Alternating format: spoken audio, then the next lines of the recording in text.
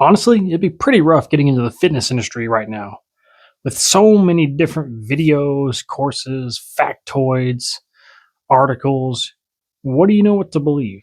It's the time for confusion, in my opinion. And this is nothing new. This has been going on since the dawn of time. I've gone over that in some other videos. But this spring, when everything starts fresh and anew, let us not be paralyzed by analyzing. This all reminds me of John McCallum's first article he wrote in Strength and Health magazine, and he written over 100 articles from 1965 to 1972 in Strength and Health magazine. His column Keys to Progress is what he's really known for, and it is relevant today more than ever. I think we can make the case it's even more relevant today. John McCallum was always about sensible training and real good diet advice for the normal working men and women. So take a small trip with me. We're going to go back in time to 1956 in his June article from Keys to Progress while we watch some of my lifting videos. And here I have posted on the screen the link and page numbers of the article and what I'm about to read out loud. And here we go. The Time Factor by John McCallum. There's a young man down the street from me who trains with weights. He's been at it for about 3 years now, but you'd never know to look at him. He's got no build at all. My grandmother's been dead for 12 years, and she probably still looks better than he does. He came over to my house to talk one night. He brought an armload of magazines with him. I told him to sit down. He dumped the magazines on the coffee table. He's a thin, jittery type. He sits on a sofa like his back pockets were full of broken glass. I asked him how he was doing with his weight training. He said, "Not too good. I can't seem to gain weight." I asked him what he was doing. He rattled off a bunch of jumble of exercises like a tobacco auctioneer milking the crowd. I never even heard of half of them. "Gee," I said, "that's an awful lot of work. How long does it take?"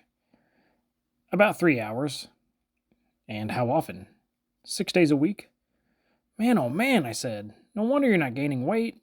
Why don't you go longshoring? You'd work about half that hard and they'd pay you for it." He looked a bit hurt and said, "I wouldn't gain weight in longshoring." I said, "Well, you're not gaining a heck of a lot of weight training either." He said, "No, I'm a bit thin." I took a good look at him.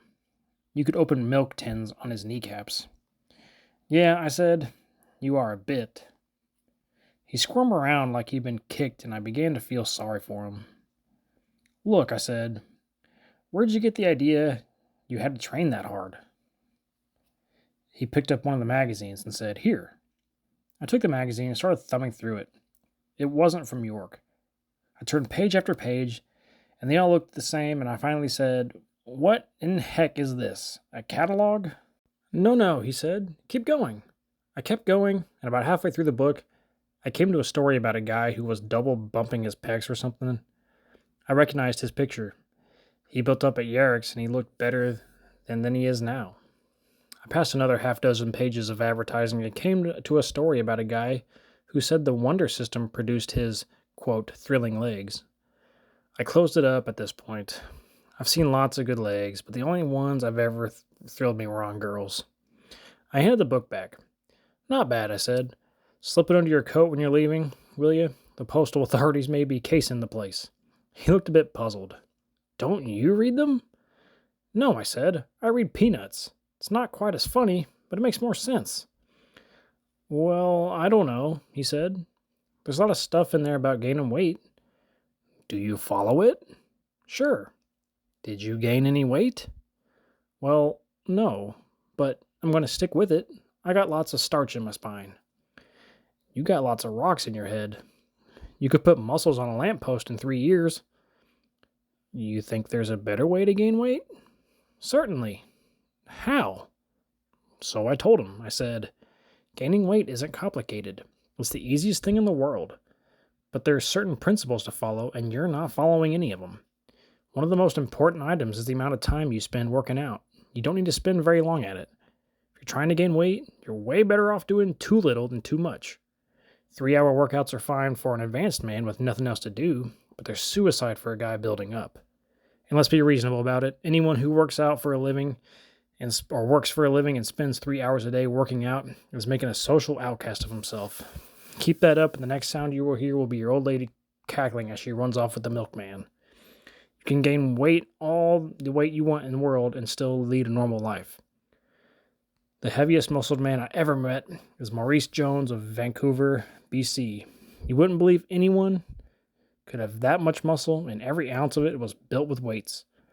I asked Maury once how often he figured a man should work out. He said 3 times a week.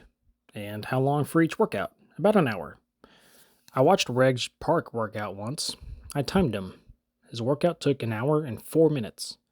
Gaining weight isn't a building process. Don't tear it all back down again. You only have so much energy. If you exceed it, you won't build up. You might even lose weight.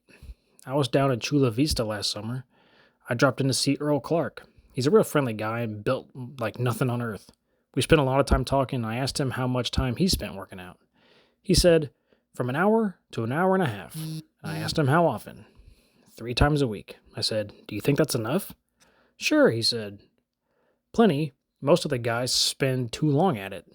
They do way too much. They look better if they did less. If you can't gain weight, you're doing something wrong. You're probably overworking. The late Harry Peschel published a weight gaining program once. I tried it. The workout took 40 minutes, and I gained 11 pounds in a month. Perry Rader said he could never see any difference in the development of an advanced man who took about an hour for a workout and those who spent half the day at it. The extreme time is largely wasted. If you're trying to gain weight, it can even be detrimental. Weight training is concentrated. You reach the point of diminishing returns very quickly. If you want to gain weight quickly and easily, good solid muscular weight, then cut down on your long workouts. Never, never, never spend more than an hour and a half at a workout. A good basic weight gaining program for beginners and intermediates would be the following. Number 1, a press behind the neck, 2 sets of 12 reps. Number 2, bent rowing exercises, 3 sets of 15. Number 3, bench press, 3 sets of 12. Number 4, curls, 1 set of 10. Number 5, squats, 2 sets of 15. Number 6, pullovers, 2 sets of 20. Number 7, stiff-legged deadlift, 1 set of 15. Number 8, leg raises, 1 set of 25. You can get through this in an hour or less. That's plenty. If you can't gain weight, work on this for a month or 2 and watch what happens. You'll gain weight. I guarantee it. Do the exercises just like this. Number 1, the best single exercise for the shoulder girdle. Take a wider than shoulder width grip and drive the bar up hard. Don't pause at the bottom when you lower it. Get a rebound and drive it up back hard and fast. Don't handle it like a crate of eggs. Be rough.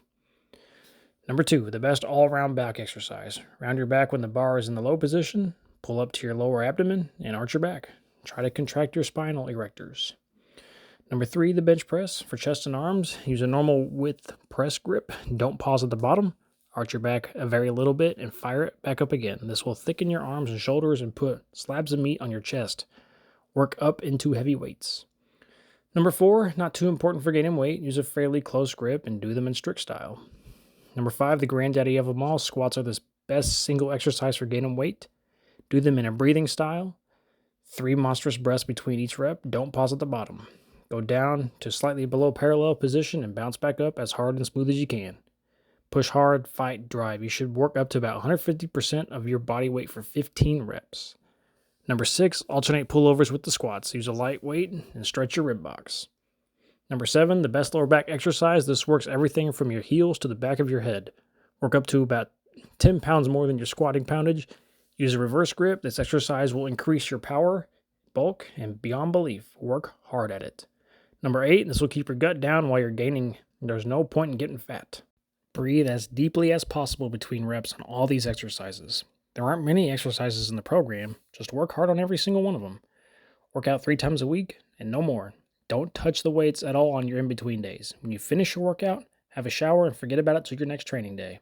Get plenty of sleep and rest and eat lots of good food and you'll gain weight. It's a fun little article, nice little story. It's just a good, solid 3 times a week training split. It would work, does wonders. And like Sid Klein once said, do not be a slave to the barbell. I think we can learn a lot from that statement. You don't have to spend hours in the gym. You can have a life and gain more weight and more muscle size and strength than you can even imagine. Like he said, just keep it concentrated. If you decide to try this workout, run it for 12 months, and that'll be the end of May. And boom, we're ready for summertime.